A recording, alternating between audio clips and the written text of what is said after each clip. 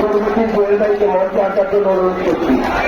সরকারি ছাত্র বন্ধুরা আমার আজকের এই সভার সভাপতিত্ব করছেন সাবেক ছাত্র নেতা প্রিয় অগ্রজ শহীদ নাসিরউদ্দিন আহমেদ কিন্তু অতিথি পঞ্চায়েত সংসদের সভাপতি রফিক আহমেদ ভরার সঞ্চালনায় দায়িত্ব পালন করছেন সাধারণ সম্পাদক আলমগীর কবির সেলিম এবং ঢাকা মহানগরে সবাইকে জানাই আমার ব্যক্তিগত পক্ষ থেকে রক্তিম শুভেচ্ছা ও অভিনন্দন। আপনারা কি কারণে এখানে সমবেত হয়েছেন?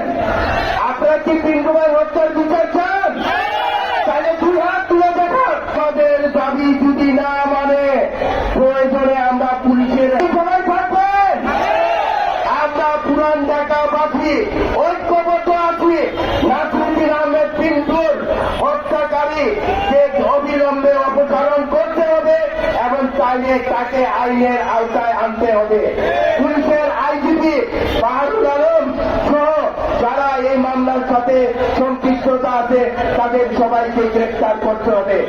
আজকে যারা এই প্রথম সারিতে বসে আছে সবাই নাসিরউদ্দিন আহমেদ পিন্টুর হাতের গড়া চলবে। আমাদের বক্তব্য স্পষ্ট, অবিলম্বে এই আইজিপিকে প্রত্যাহার করতে হবে। এই আশা প্রত্যাশায় ব্যক্ত করে আমি আমার বক্তব্য শেষ করছি। খোদা হাফেজ, সবাইকে ধন্যবাদ।